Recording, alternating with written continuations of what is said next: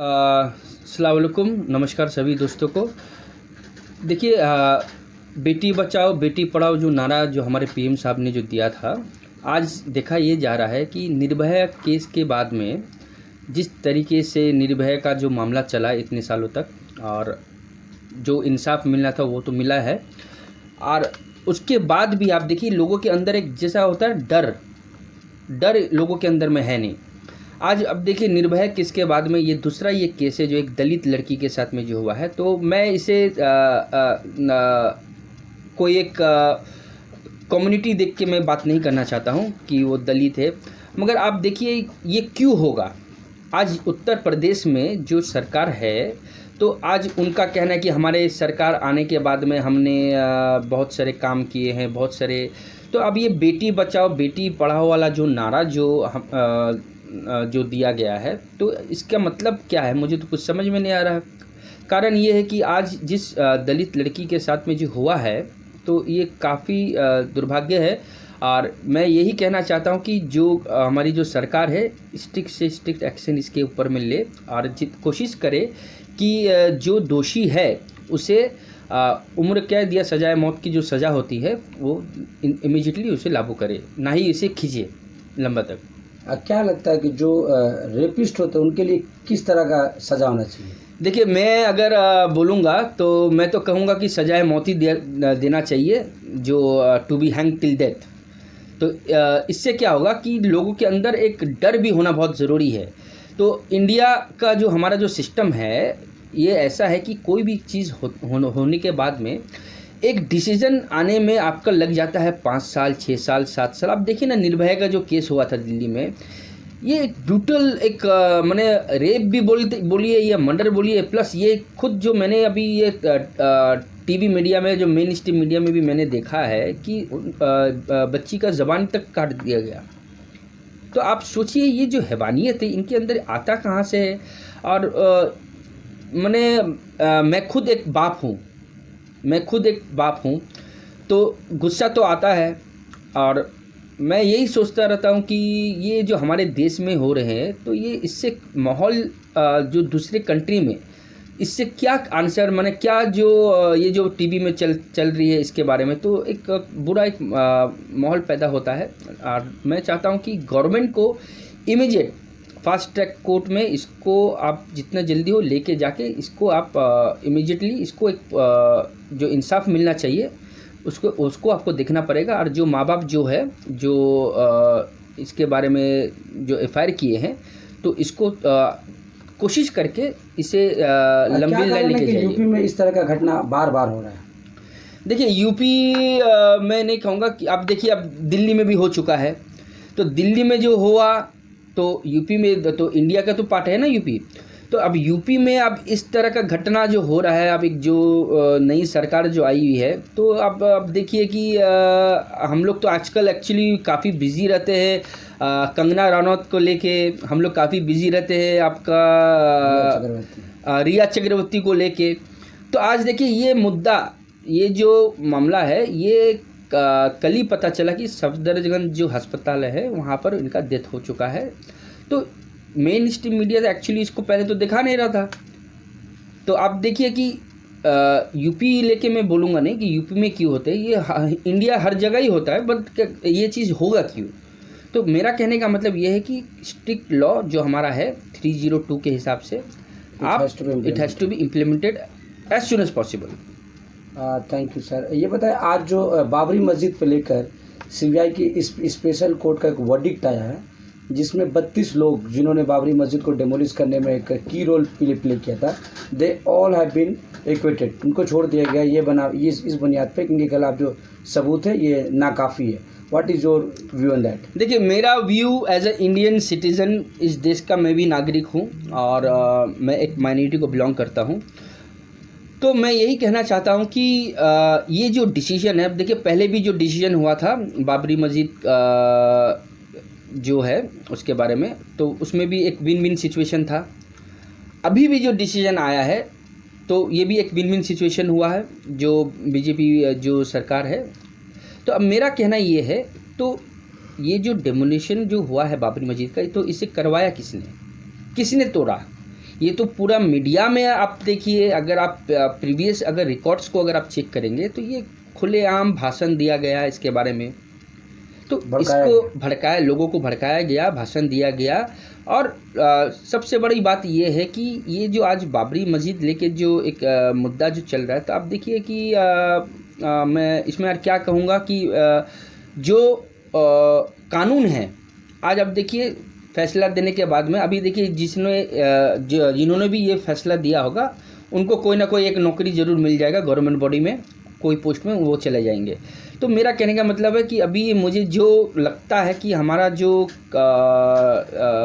जिसके ऊपर हमें भरोसा था कानून के ऊपर में, अभी वो आस्ते से धीमे मतलब आप देख रहे कि ये पॉलिटिकल हो जा रहा है।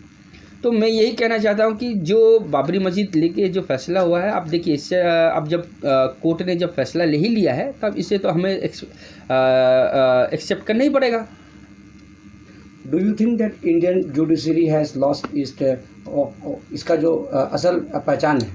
देखिए असल पहचान, ऑथेंटिसिटी और जुडिशरी, अभी ये जो संविधान जो हमारा जो बनाया गया है डॉक्टर बाबा साहब अम्बेडकर के ज़रिए, बहुत अच्छा कॉन्स्टिट्यूशन बनाया गया है। मगर अब तो मुझे खुद ये लगने लगा है कि ये अब कॉन्स्टिट्यूशन जो है इसे फॉलो किया नहीं जा रहा है और अब लोग ज़्यादातर पॉलिटिकल इसमें चले जा रहे हैं।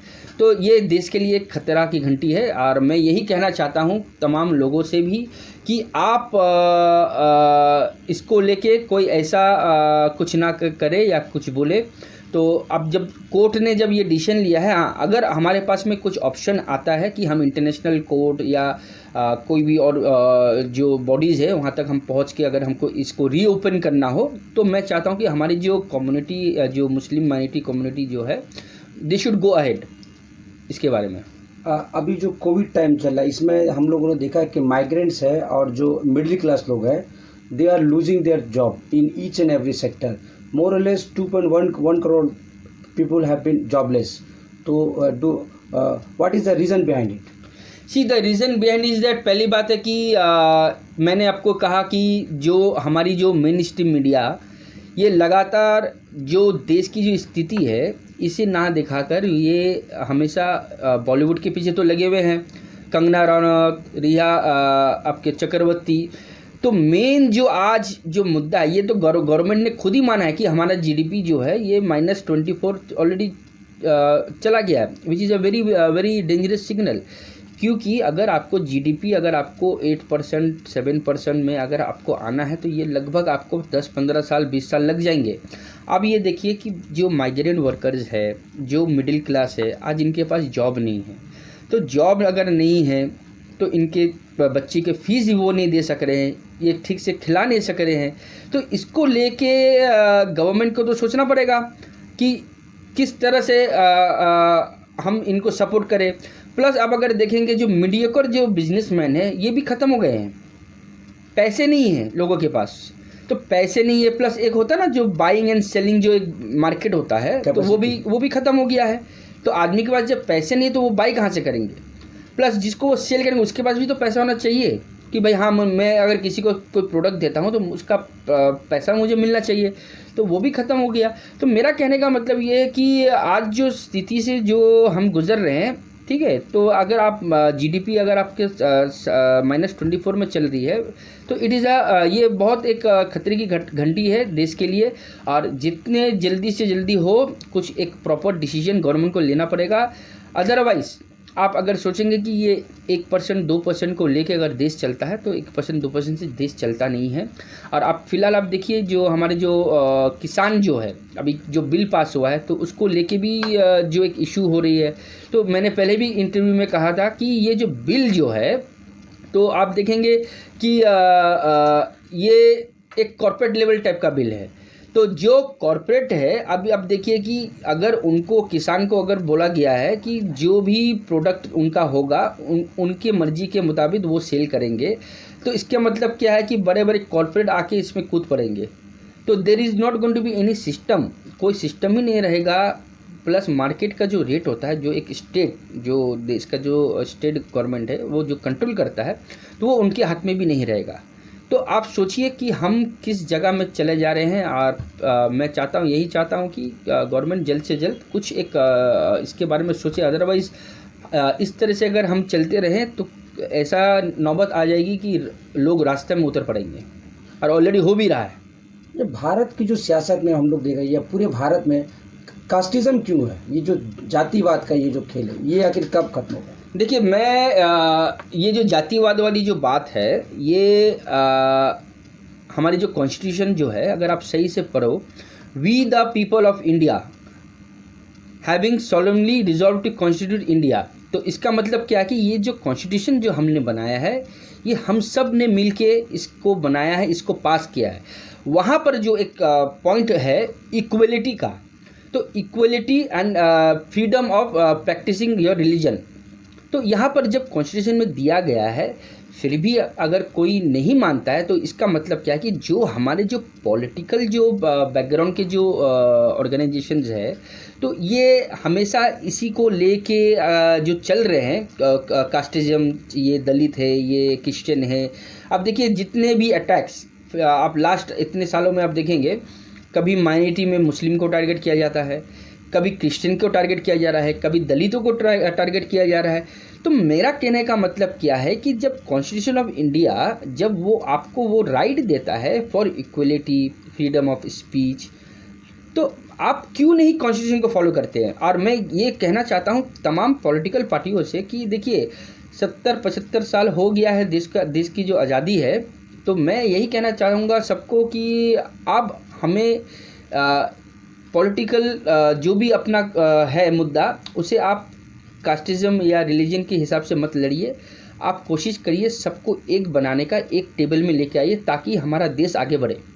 जुल्फ़िकार साहब, थैंक यू। जाने से पहले लास्ट सवाल करेंगे। Recently last week Mamata Banerjee has announced 50,000 rupees for all the Durga Puja club, and the Bengal government has allotted 187 crore for this.